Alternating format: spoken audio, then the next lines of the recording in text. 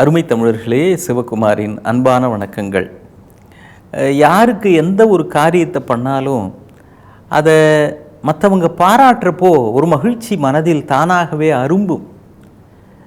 ஒரு சின்ன பிள்ளையாக இருந்தால் கூட அது புத்தகத்தெல்லாம் அழகாக அடுக்கி வைக்குதுன்னு வச்சுக்குவோமே.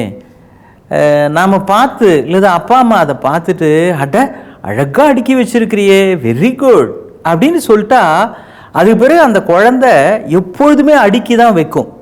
அடுக்கி வச்சுட்டு நாம் அதை பார்க்குறோமா அப்படின்னு நம்மளை ஒரு ஓரக்கண்ணால் பார்க்கும். ஏன்னா நம்ம முதல்ல பார்த்தப்போ அழகாக அடுக்கி வச்சிருக்கிறியே, வெரி குட்னு பாராட்டணும் இல்லையா? இப்போ திரும்பவும் அந்த பாராட்டை அது எதிர்பார்த்து நம்மை பார்க்கிறது. அப்போ பாராட்டுக்கு மனித மனத்தை மாற்றுகிற, மயக்குகிற ஒரு ஒரு ஒரு வசீகரம் சக்தி இருக்கிறது. அதை புரிந்து கொண்டால் நாம் அடிக்கடி மற்றவர்களை பாராட்டியே பல காரியங்களை செய்ய வைக்கலாம். இது பல பேருக்கு தெரியல. வீட்டில் தாய்மார்கள் கூட விதவிதமாக சமைச்சு கணவனுக்கு பரிமாறுவாங்க. இன்னும் அந்த பழக்கம் இருக்கிறது. எங்கே விதவிதமாலாம் சமைச்சு போடுறாங்களா அப்படின்லாம் நையாண்டியாக கேட்கக்கூடாது. அவங்களால முடிஞ்சதை சமைச்சு போடுறாங்க. அதை சாப்பிட்டுட்டு குழம்பு நல்லா இருக்குது, ரசம் நல்லா இருக்குது, பொரியல், அது மாதிரி ஒரு 2 வார்த்தை பாராட்டுவதற்கு நம்ம ஆளுங்களுக்கு தெரியணும். நான் ஏன் சொல்கிறேன்னா, நிறைய பேர் அப்படிலாம் செய்ய மாட்டாங்க. நம்ம ஆளுங்க போட்டதை சிவனே சாப்பிட்டு எந்திரிச்சு போவாங்க, ஏதோ இந்த வேலைக்கு இதுவே பெருசு அப்படின்னு. அதுவும் சில தாய்மார்கள் சும்மா இருக்க மாட்டாங்க. ஏங்க குழம்பு எப்படிங்க இருக்குது, ரசம் எப்படிங்க இருக்குது அப்படின்னு வேணுட்டு கேட்பாங்க. அப்படி கேட்ட பிறகாவது இப்படி இடித்த புளி மாதிரி தின்ற இந்த மனுஷன் ஏதாவது நல்லதா 2 வார்த்தை சொல்ல மாட்டாரா அப்படின்னு அவங்களுக்குள்ள ஒரு ஆசை. ரொம்ப நல்லா இருக்கு அப்படின்னுட்டு அவங்களுக்கு ஒரு திருப்தி.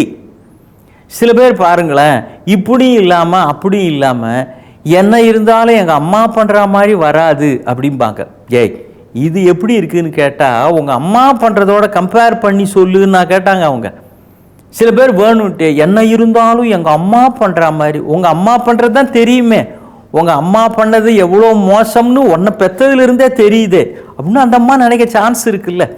கேட்டதுக்கு நேரடியாக பதில் சொல்லணும். அதே நேரம் நம்முடைய பெண்களும் ஒரு உண்மையை புரிந்து கொள்ள வேண்டும். என்ன, எந்த ஒரு ஆணுக்கும் சமையல் சம்பந்தமான விஷயங்களில் அம்மா சமையல்தான் மிகவும் பிடித்த சமையல். ஏன் தெரியுங்களா? அதில் ஒரு நுட்பமான சைக்காலஜி இருக்குதுங்க.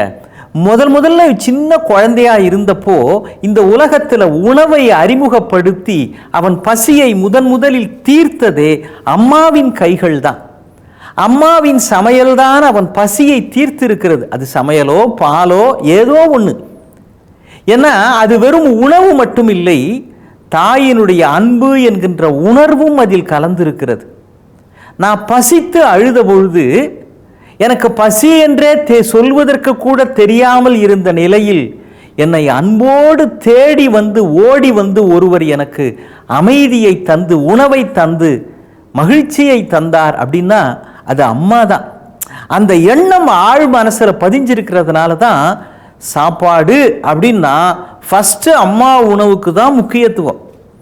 அதுக்கு இணையாக எதுவுமே கிடையாது இந்த உலகத்தில்.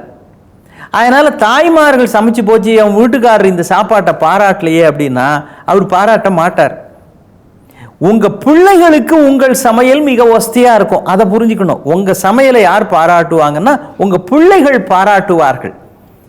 நீங்கள் அவங்களுக்கு அன்போடும் அக்கறையோடும் நீங்கள் பரிமாறி அவர்களுக்கு பசியை தீர்க்கிற பட்சத்தில் உங்கள் பிள்ளைகளுக்கு நீங்கள் அம்மான்ற முறையில் உங்கள் சமையல் தான் உலகத்திலேயே தி பெஸ்ட்டு. இதை சொல்லுவதற்கு காரணம், யாரிடத்தில் எந்த பாராட்டை நாம் எதிர்பார்க்கலாம் அப்படின்னு ஒரு கணக்கு இருக்கு. எல்லாருக்கும் எல்லா விஷயமும் பாராட்டக்கூடிய அளவிற்கு தகுதி உள்ளதாக படாது. எப்படி இது பாராட்டுக்குரியதுன்றதை அவங்களால எடை போட்டு முடிவு செய்ய முடியாது. ஒரு ஆண் அதை பாராட்டாததற்கு இன்னொரு காரணம் என்ன என்றால், புரிஞ்சுங்கம்மா, அவங்களுக்கு 1000 டென்ஷன் இருக்குதுமா. ஆஃபீஸுக்கு போகணும், அந்த மேனேஜர்கிட்ட மல்லு கட்டி ஆகணும், நேத்திக்கு மிச்சம் வச்ச வேலையை முடிச்சாகணும், இது தவிர வீட்டு கடன் இஎம்ஐ கட்டி ஆகணும், காருக்கு வாங்கின கடன் அதுக்கான இஎம்ஐ கட்டி ஆகணும், இபிக்கு, அப்புறம் பிள்ளையோட டியூஷன் ஃபீஸு, எவ்வளவோ கஷ்டங்கள், வெளியில் சொல்ல முடியாத பிரச்சனைகள் ஒரு ஆணுக்கு இருக்கும். சாப்பிட்றப்போ கூட மனசு அதை பற்றி தான் யோசிச்சுக்கிட்டு இருக்கோம். அந்த சிக்கல்கள் பிரச்சனைகள்லையும் மனசு ஊடாடிக்கிட்டு இருக்கிறப்போ நீங்கள் வச்ச வத்த குழம்பு வாயார பாராட்டணும்னுலாம் அநியாயத்துக்கு எதிர்பார்க்காதீங்க. இதை ஆண்கள் சார்பாக நான் அப்படிப்பட்ட பெண்களுக்கு சொல்லிக் கொள்ளுகிறேன்.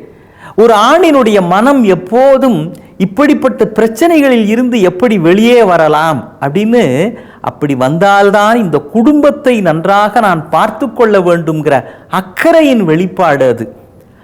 அதை நீங்கள் புரிந்து கொண்டு விட்டால் இப்படிப்பட்ட தேவையை தவறான இடங்களில் பாராட்ட எதிர்பார்த்து ஏமாற மாட்டீர்கள். ஒரு ராஜா காட்டுக்கு வேட்டையாட போகிறாருங்க. போகிற வழி தடுமாறி தப்பி போயிடுறாரு. என்ன பண்ணுறதுன்னு தெரியல. பசி வேற, தாகம் வேற, களைப்பாக இருக்குது. அப்போ ஒரு வயசான அம்மா அங்கேருந்து வர்றாங்க. இவர், பாட்டி இங்கே ஏதாவது குடிக்க தண்ணி கிடைக்குமா அப்படின்னு இவர் கேட்குறாரு. வாராசா, என் வீட்டுக்கு வா அப்படின்னு அந்த பாட்டி அந்த வீட்டுக்கு அழைச்சிட்டு போய் அந்த சின்னஞ்சிறு குடிசை வீட்டில் உட்கார வச்சு குடிக்க தண்ணி கொடுத்து, அந்த அம்மா என்ன முடிஞ்சதோ அதை சமைச்சு சாப்பிடு ராஜா, வந்திருக்கிறீங்க அப்படின்னு உட்கார வச்சு சாப்பாடு போடுது. ஏதோ கஞ்சியோ ஏதோ போடுது. அவருக்கு அப்படியே அது தேவாமிர்தமாக இருக்குது. நேர அரண்மனைக்கு முடிச்சுட்டு அங்கேருந்து அரண்மனைக்கு வந்து மறுநாள் தன்னுடைய தலைமை சமையல்காரரை கூப்பிட்டு, அந்த அம்மா நேத்திக்கு பண்ணாங்க ஒரு கீரை குழம்பு, பிரமாதமாக இருந்தது, அந்த கீரை குழம்பு எப்படி பண்ணுறது அப்படின்னு அந்த அம்மாட்ட போய் தெரிஞ்சுக்கிட்டு வந்து எனக்கு அதே மாதிரி செஞ்சு போடுனார். இந்த தலைமை சமையல்காரர் நொந்தே போயிட்டார். என்னடா இது வம்பா இருக்குது, காட்டில் இவரே வழி தப்பி போய் கண்டுபிடிச்சிருக்கிறாரு.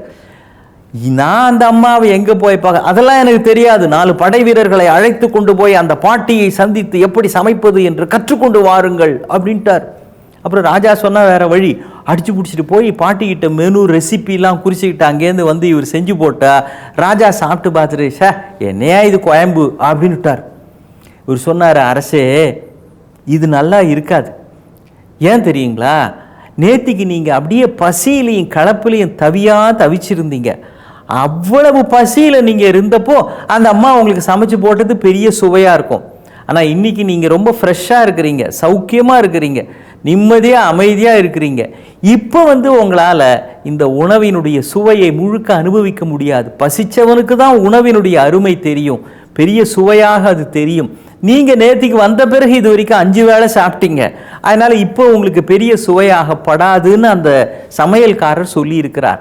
எனவே உணவு சுவைப்பது என்பதும் சுவை குறைவாக இருப்பது என்பதும் அது பாராட்ட பெறுவது என்பதும் ஒருவர் இருக்கிற சூழலை பொறுத்தது, அவர் மனதை பொறுத்தது, அவர் சந்தித்து கொண்டிருக்கிற சிக்கல்களை சவால்களை பொறுத்தது.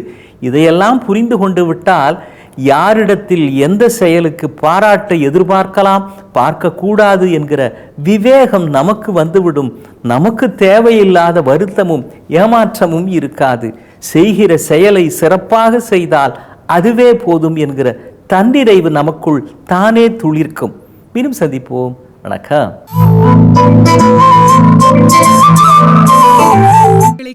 சன் லைஃப் சேனலை சப்ஸ்கிரைப் பண்ணுங்க.